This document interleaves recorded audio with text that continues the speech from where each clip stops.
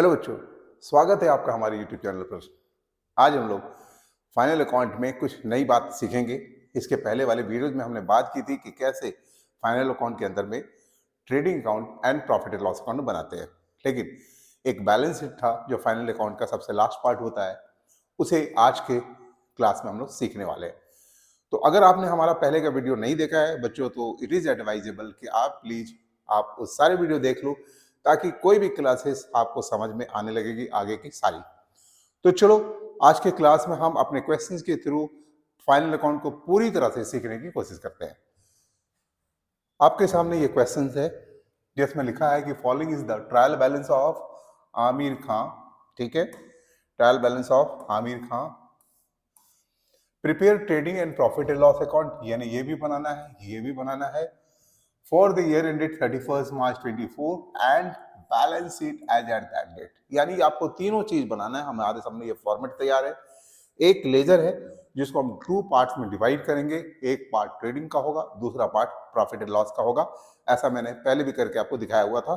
And thereafter balance sheet है जो next pages में हम जाके करेंगे। तो सबसे पहले बच्चों हम लोग स्टार्ट करते हैं ट्रेडिंग अकाउंट बनाना।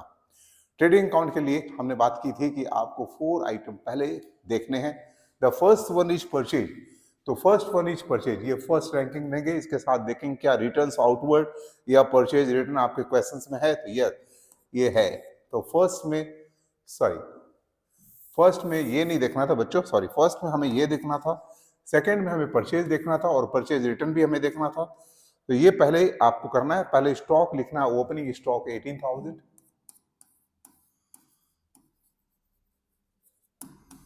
Opening stock 18,000। देयर आफ्टर आपको परचेज के फिगर लिखने हैं। परचेज, क्योंकि परचेज रिटर्न भी है इस क्वेश्चन में, तो परचेज का अमाउंट 75,000 को आपको इनर कॉलम में लिखना है। और जो रिटर्न्स आउटवर्ड है 2150 का, इसे आपको माइनस करना है। लेस रिटर्न्स आउटवर्ड 2150, और हमारा माइनस करने के बाद जो फिगर आएगा वो 72,850। इसके बाद हम लोग थर्ड स्टेप लेते थे कि सेल्स, हमारे सामने सेल्स है या नहीं है। तो ये सेल्स है, ये थर्ड। और हमें ये भी देखना होता है कि क्या सेल्स रिटर्न अपने क्वेश्चंस में है या नहीं है। तो चलो बच्चों, ये भी देखते हैं कि रिटर्न्स इनवर्ड या सेल्स रिटर्न है या नहीं है। रिटर्न्स आउटवर्ड तो है, रिटर्न्स इनवर्ड यस ये भी है।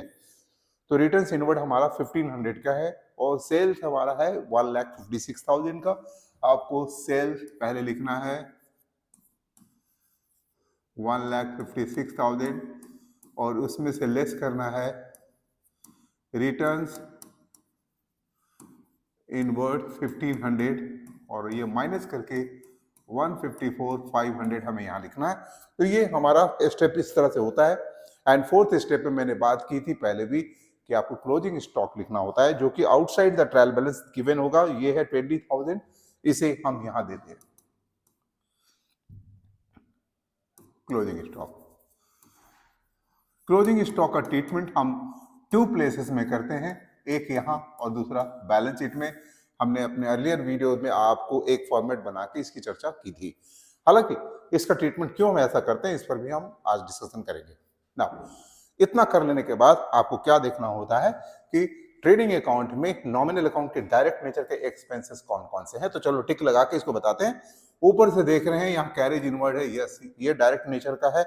सैलरीज है indirect nature, furniture cash in hand, factory wages है, ये डायरेक्ट नेचर का है। कैरेज आउटवर्ड ये इनडायरेक्ट है, बैड डेट्स इनडायरेक्ट है, रेंट रिसिप्ट इनडायरेक्ट इनकम है। तो ओनली 2 आइटम्स वी फाइंड कि ये है carriage inward 4850,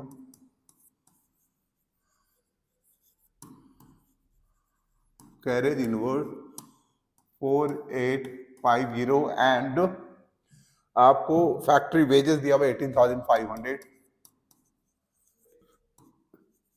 factory wages 7,000, sorry factory wages 18,500, yes 18,500। And thereafter आपका सारा चीज जब हो जाता है तो हमें ये देखना है कि टोटल क्रेडिट और डेबिट में कौन से ज्यादा हैं। तो आपको देखने मिल रहा है क्रेडिट साइड के ज्यादा हैं, तो हम यहाँ पर ग्रॉस प्रॉफिट लिखेंगे, ग्रॉस प्रॉफिट CD या फिर transfer to profit and loss account, P&L account. ये काम हम लोग करते हैं और उसके बाद हम लोग इसकी बैलेंसिंग करते हैं। तो ये काम हम लोग करेंगे अभी। चलो अब इसकी टोटलिंग करनी है, तो इसकी टोटलिंग देखो क्या आती है,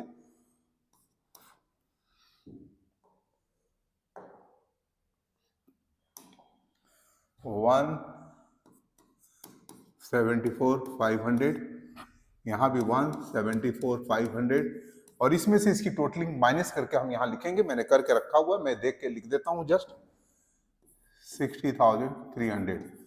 चेक भी कर ले तो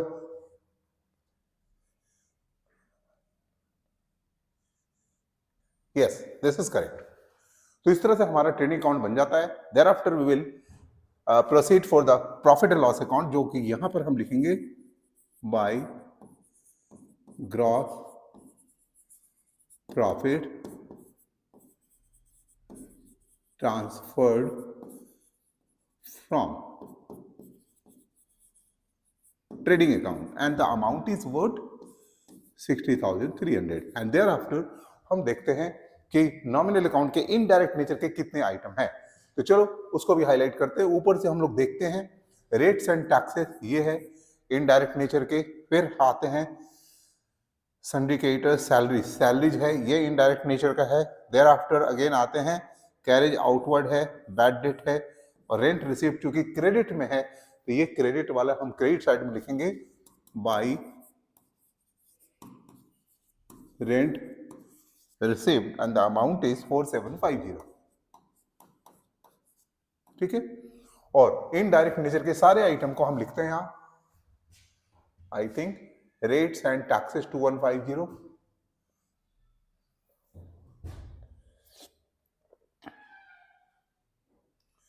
yes,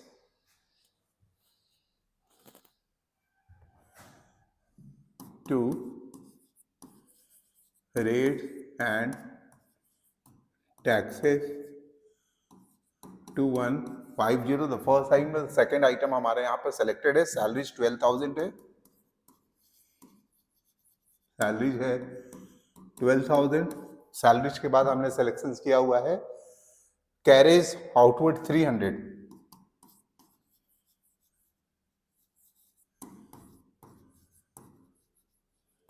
outward 300, and thereafter bad debts is given 1200, bad debts 1200। बस ये सारा इनडायरेक्ट नेचर का हम लोगों ने कवर कर लिया वहां पर। और हमारे पीएल अकाउंट की फॉर्मेलिटी कैसे करेंगे, क्रेडिट एंड डेबिट का टोटल में देखें विच साइड इज ग्रेटर, तो दिस साइड ग्रेटर है, इसकी टोटलिंग करेंगे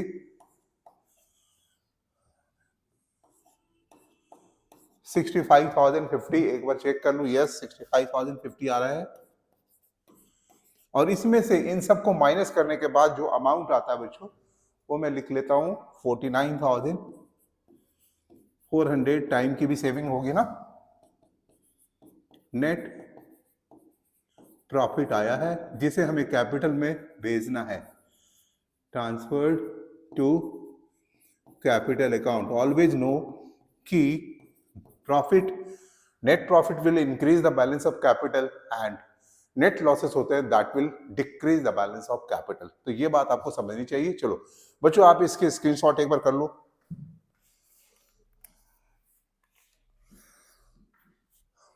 तो अब बारी आती है हमें बैलेंस शीट को समझने की। तो बैलेंस शीट को समझने के लिए हमारे पास कितने सारे आइटम हैं, हम इसको पहले एक बार देखते हैं। ठीक है, ये सारी चीजों को मैं हटा लेता हूं।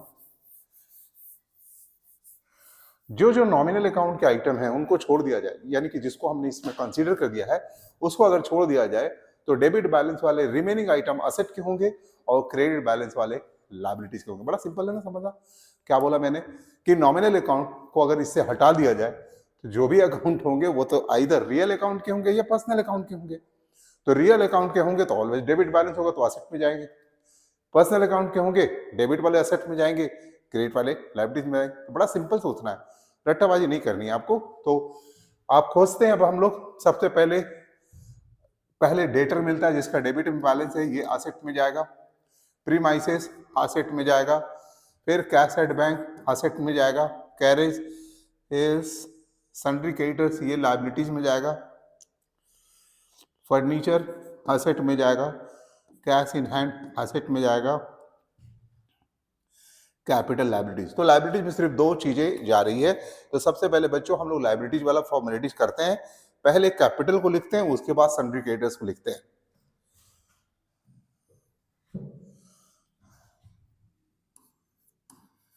पहले कैपिटल को लिखते हैं और उसमें ऐड करते हैं नेट प्रॉफिट जो ट्रांसफर हुआ है प्रॉफिट एंड लॉस अकाउंट से।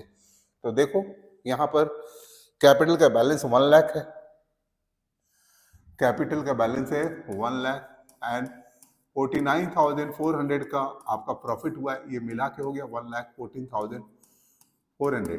देयर आफ्टर हमारे पास दूसरा जो अमाउंट आता है वो क्रेडिटर्स का आता है। क्रेडिटर्स का बैलेंस क्या है वो मैं देखता हूं क्वेश्चंस में। क्रेडिटर का बैलेंस दिया हुआ है 20,000, this is the creditor balance 20,000। तो 20,000 को हम लिखते हैं फिर नाउ। अब बारी आती है असेट की। तो असेट में सबसे पहले सन्ड्री डेटर है। देखो बच्चों, जब भी हम असेट्स एंड लायबिलिटीज को लिखते हैं तो एक ऑर्डर में लिखते हैं। दो तरह के ऑर्डर होते हैं, ऑर्डर ऑफ परमानेंसी और ऑर्डर ऑफ लिक्विडिटी। हम अगले क्लास में इसकी एक फॉर्मेट बना के आपको दिखाएंगे, आज के क्लास में अवेलेबल नहीं है ये। तो परमानेंसी का मतलब होता है कि जो असेट हमारे पास सबसे लास्ट में पैसे में कन्वर्ट होंगे, यानी कि वो मोर परमानेंट है। जैसे यहां पर प्रीमाइसेस ज्यादा परमानेंट है। सन्ड्री डेटर से पैसे तो आ जाएंगे, लेकिन प्रीमाइसेस मतलब लैंड एंड बिल्डिंग जो अंडर सम बाउंड्रीज होता है उसको बोलते हैं कैश एट बैंक, तो ये कैश में तुरंत कन्वर्ट हो जाएगा। फिर असेट में हमारे पास furniture, yes second number furniture का आता है। फर्नीचर भी जो है उसमें उसको हम लोग तुरंत सेल नहीं करते हैं, अगर सेल करने की जरूरत होती है तो पहले ये सेल होता है, उसके बाद प्रीमाइसेस होता है। तो सबसे ज्यादा परमानेंसी नेचर का है प्रीमाइसेस। तो सबसे पहले प्रीमाइसेस 84,900 हम लोग लिखेंगे असेट में। Premises amount is 84,900। 84,900। Thereafter number आता है फर्नीचर का। फर्नीचर का amount is given, furniture is given how much 18,000। Furniture is given 18,000। तो इस तरह से हम लोग ऑर्डर ऑफ परमानेंसी में इसे लिख रहे हैं। नेक्स्ट हम लोग बात करते हैं सन्ड्री डेटर और क्लोजिंग स्टॉक को भी, चूंकि आउटसाइड द ट्रायल बैलेंस दिया रहता है, इसे हमें 2 प्लेसेस में लिखना होता है। तो ये स्टॉक और डेटर में सबसे पहले डेटर से पैसे आने की पॉसिबिलिटीज है या स्टॉक की, तो सबसे ज्यादा इससे पॉसिबिलिटीज है, यानी कि ये पूरा का पूरा तुरंत सेल नहीं होता है। इसलिए हम फिर नेक्स्ट स्टेप क्लोजिंग स्टॉक का देंगे 20,000।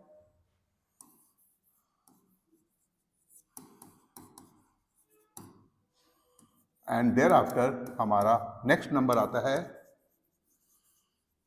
सन्ड्री डेटर्स, और सन्ड्री डेटर्स का जो अमाउंट है वो आपके क्वेश्चंस में दिया हुआ है 30,500। ठीक है। नेक्स्ट, अब हमारे पास में हम लोगों ने इन सारी चीजों को कर लिया। अब हमारे पास एसेट में बचते हैं कैश इन हैंड और एक और आता है आपका कैश एट बैंक। ये दो चीजें बच जाते हैं, चार चीजों को तो हमने कंसीडर कर लिया, कैश इन हैंड और कैश एट बैंक में। कैश एट बैंक में ज्यादा परमानेंसी है, कैश इन हैंड तो अपने पास होता है।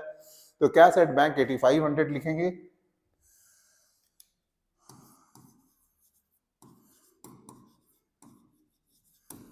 $8,500 लिखेंगे और कैश इन हैंड का जो अमाउंट है वो भी देख लेता हूं। कैश इन हैंड का अमाउंट है 7,500। तो इस तरह से हम लोगों ने इसे कर लिया, और करने के बाद में यहां पर भी आप देखो लायबिलिटी साइड में कैपिटल और क्रेडिटर्स में पहले पैसा हमें इसे देना होता है, इसे पैसा देने की बात नहीं होती क्योंकि ये तो खुद ओनर है। तो पर इससे पैसा ज्यादा जाएगा, सॉरी इसके पैसे जो है बाद में सबसे पहले जाने वाले हैं, इसलिए हम इसे पहले लिखे, सबसे लास्ट में लिखे हैं। ऑर्डर ऑफ परमानेंसी में जिसके पैसे बाद में देने हैं उसे पहले लिखने हैं। तो इसके एक लिस्ट हम अपने अगले क्लास में आपको दिखाएंगे, तो इसकी वजह से आपको कोई कंफ्यूजन आगे नहीं होगी। फिलहाल हमने यहाँ तक कर लिया है और इतना करने के बाद में हमें क्या करना है, इसकी टोटलिंग करनी है। तो चलो इसकी टोटलिंग करके दिखाते हैं। यहाँ पे 400 9 6 1,69,000, यहां भी वही होना चाहिए।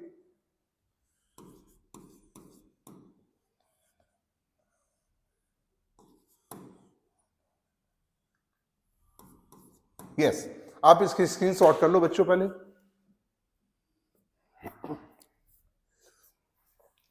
ना क्वेश्चन तो हमने बना लिए, थोड़ी डिस्कशन हम इस पर करना चाहेंगे आपसे। देखो बच्चों, यहां पे जो ट्रायल बैलेंस होता है उसके हेल्प से हम ये सारी चीजें बनाते हैं। ये ट्रेडिंग अकाउंट है, ये प्रॉफिट एंड लॉस अकाउंट है, और इसके बाद जो बनाते हैं बैलेंस शीट, वो अकाउंट नहीं है। मतलब बैलेंस शीट है क्या, इट इज अ स्टेटमेंट। ये एक स्टेटमेंट है जहां हम यहाँ की चीजों को वहां प्लेस करते हैं, रखते हैं। लेकिन ये अकाउंट है, अकाउंट मतलब लेजर है। तो लेजर में प्लेसिंग नहीं होता है। लेजर में हम ऑलवेज कि जर्नल एंट्रीज के थ्रू हम ट्रांसफर करते हैं। बिना जर्नल एंट्रीज के ये सब हम नहीं कर सकते हैं किसी भी लेजर में। तो आपने तो जर्नल एंट्रीज था ही नहीं, आप तो ट्रायल बैलेंस से डायरेक्ट पुट किए। देखो बच्चों, होता क्या है कि ट्रायल बैलेंस के अंदर जितनी भी चीजें हैं वो कहीं ना कहीं लेजर से ही आए हुए हैं। लेजर से आने का मतलब है कि उसकी जर्नल एंट्रीज हो चुकी है। डबल एंट्री सिस्टम हम लोग फॉलो करते हैं, यानी कि डबल इफेक्ट आना ही चाहिए एवरी ट्रांजेक्शन का। तो इन सब की एंट्री हो गई है और इसलिए इसकी बैलेंसेस यहां दिखा रहे हैं। नाउ जितने भी नॉमिनल अकाउंट है, जैसे रेंट हमने इस बार खर्च किया, ये नॉमिनल अकाउंट है। क्या ये एक्सपेंस को अगले साल भी अगले साल के रेंट के साथ ऐड करके दिखाएंगे? नहीं।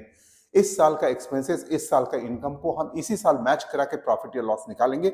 ये सारे इस साल के एक्सपेंसेस इनकम को अगले साल कैरी फॉरवर्ड नहीं करेंगे। तो इस साल के एक्सपेंसेस इनकम को हमें इस साल ही क्लोज कर देना है।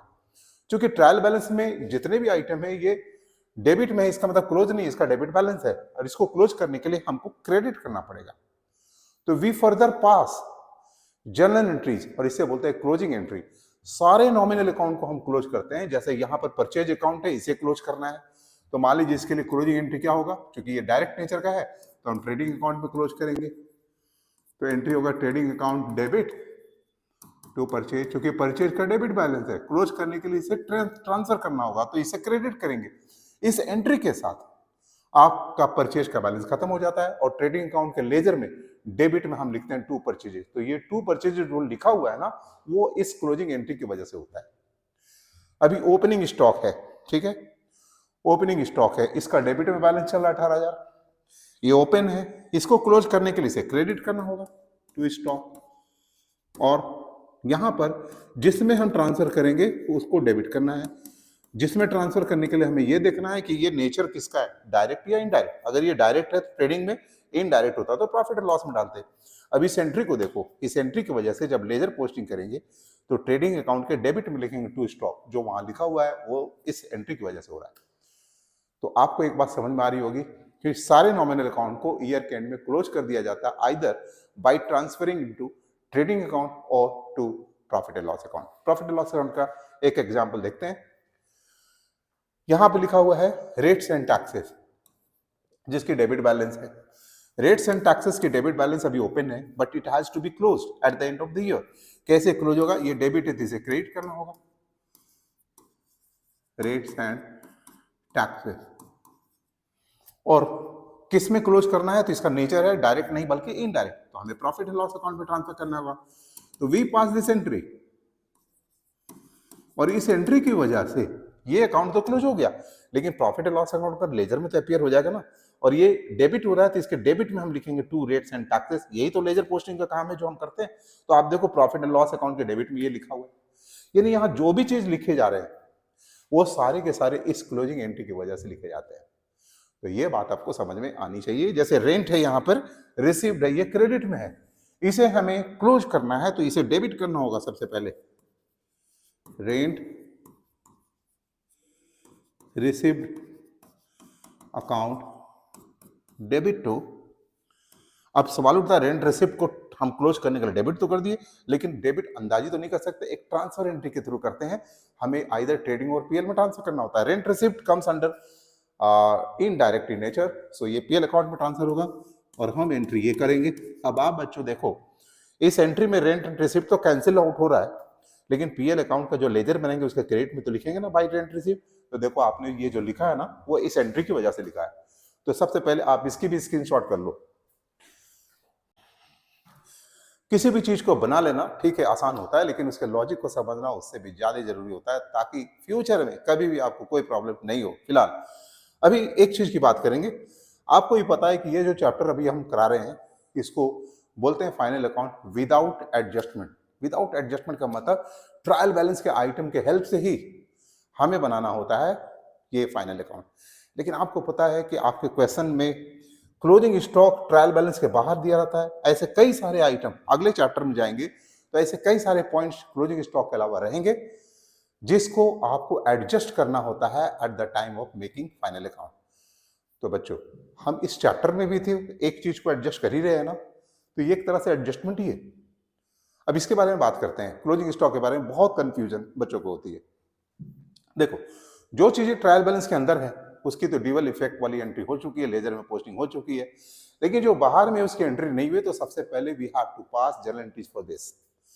क्लोजिंग स्टॉक के लिए क्या जर्नल एंट्री होती है उस पर हम बात करें। जनरली बच्चे समझते हैं क्लोजिंग स्टॉक के लिए एंट्री होती है क्लोजिंग स्टॉक अकाउंट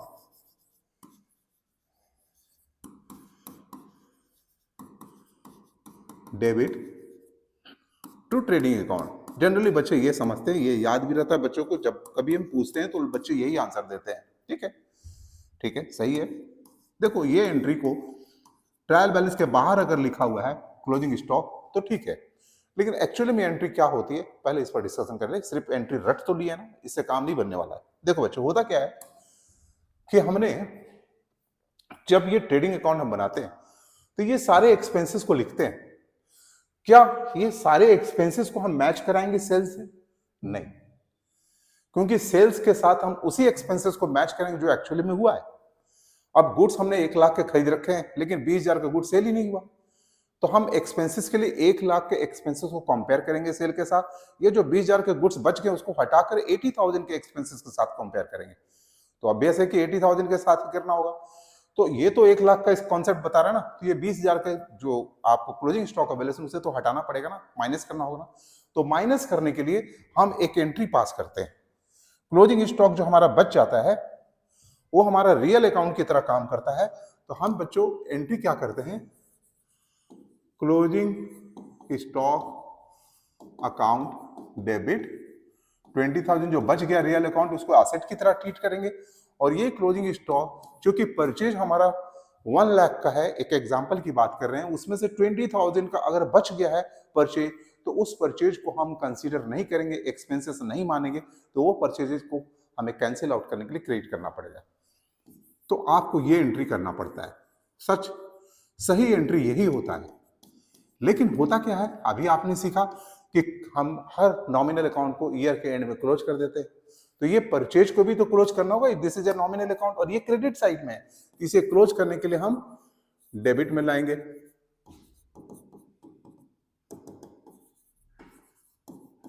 और टू ट्रेडिंग अकाउंट, क्योंकि ये नॉमिनल अकाउंट नेचर का है, तो ट्रेडिंग अकाउंट में हम इसे ट्रांसफर कर देंगे। अब आप इस दोनों एंट्री को मैच करा के देखो, कंबाइन करो, कंपाउंडिंग करो, तो ये क्रेडिट है, ये डेबिट है, ये कैंसिल आउट हो जाएगा, बचेगा क्लोजिंग स्टॉक टू ट्रेडिंग। तो ये निकल कर एंट्री फाइनली आता है। देखो बच्चों, ये कॉन्सेप्ट अगर आपके पास नहीं है, इस एंट्री से अगर फाइनल अकाउंट बनाते समय ट्रायल बैलेंस के बाहर ये दिया हुआ है तो आपकी समझ बन जाएगी। लेकिन कभी कभी क्लोजिंग स्टॉक ट्रायल बैलेंस के अंदर में भी होता है। अंदर में होने का मतलब ये एंट्री नहीं पास हुआ है, ये एंट्री पास हुआ है, क्योंकि अगर अंदर में है, ट्रायल बैलेंस के अंदर में, इसका मतलब ये एंट्री तो होगा नहीं, क्योंकि ट्रेडिंग अकाउंट तो बना ही नहीं। अगर ये चीज ट्रायल बैलेंस के अंदर में क्लोजिंग स्टॉक लिखा हुआ है और हमने ये एंट्री पास कर दिया, तब तो इसका तो debit balance closing stock trial balance में शो होगा, तो ट्रेडिंग अकाउंट का भी आपको क्रेडिट बैलेंस शो होना चाहिए, जो कि आपको नहीं मिलेगा।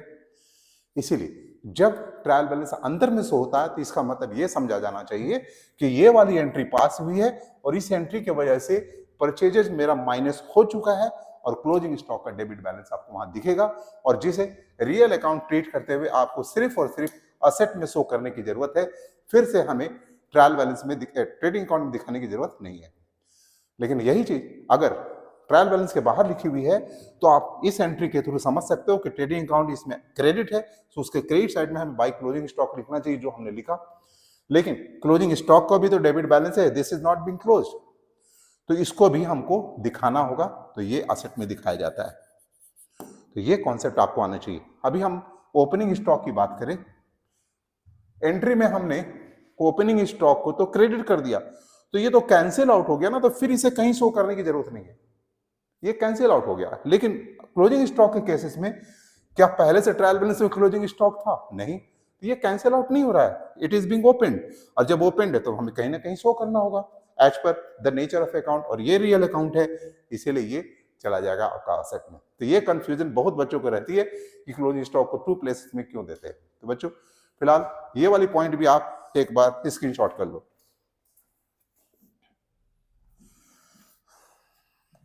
तो देखा, आज की क्लास में मैंने बहुत सारी इंपॉर्टेंट इंफॉर्मेशन आपको दी है कि किस तरह से हम क्लोजिंग एंट्रीज के through trading account and profit loss account बनाते हैं। एडजस्टमेंट का एक पॉइंट क्लोजिंग स्टॉक का तो है ही, जो हमने अभी करी है। अगली क्लास में आएंगे, कुछ और क्वेश्चन आपके सामने रखेंगे ताकि आपकी क्लैरिफिकेशन बहुत ही मजबूत हो जाए। आपको हमारा वीडियो अगर अच्छा लग रहा हो तो प्लीज इसे लाइक करें, हमारे चैनल को सब्सक्राइब करें बच्चों, एंड दोस्तों में शेयर करना बिल्कुल भी नहीं भूलें। मिलते हैं अगले वीडियो में, टिल देन टेक केयर बच्चों, एंड बाय बाय।